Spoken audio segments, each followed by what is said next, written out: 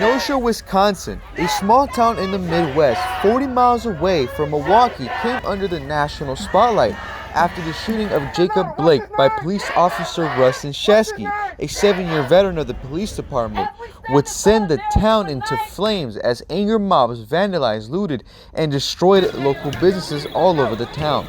The damage was so bad, State Governor Tony Evers called in 125 National Guard members into the small town of Kenosha the very next day. I haven't seen nothing like this since the 60s in Detroit. This is about what I described it. This is, I mean, it's something you would never expect to see in Kenosha. And Kenosha is kind of like a small Chicago of sorts, but it's not that type of town. Wisconsin, the whole state in general, is a very nice, laid-back, easygoing. I was raised in Chicago and grew up in New York. Wisconsin's kind of just nice. It's a city, but it's not. You see stuff like this, and it's somebody's got to stop this nonsense. Locals in the community were shocked at the violence and destruction seen the night before. Levels of rioting only seen at major cities were now happening in small towns like Kenosha.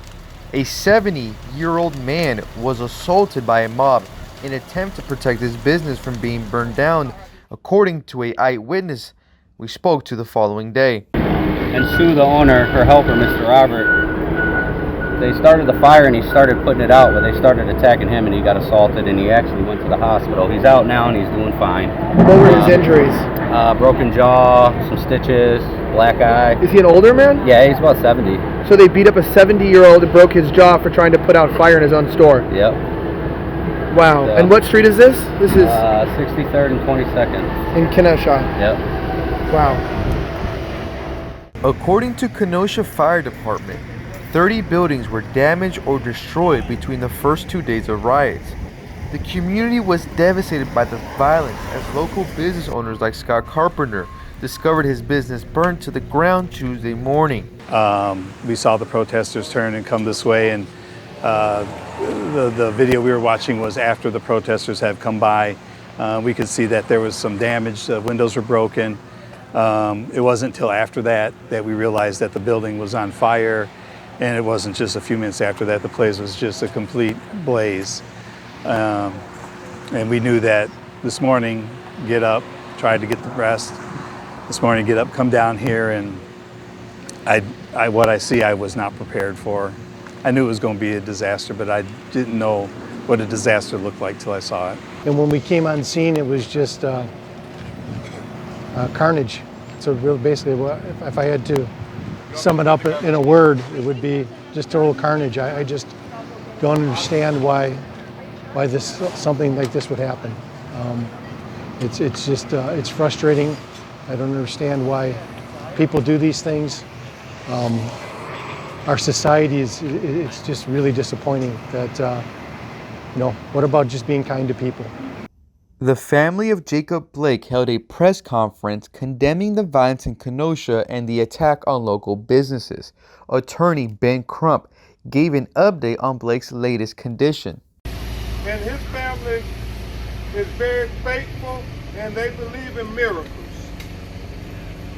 But the medical diagnosis right now is that he is paralyzed.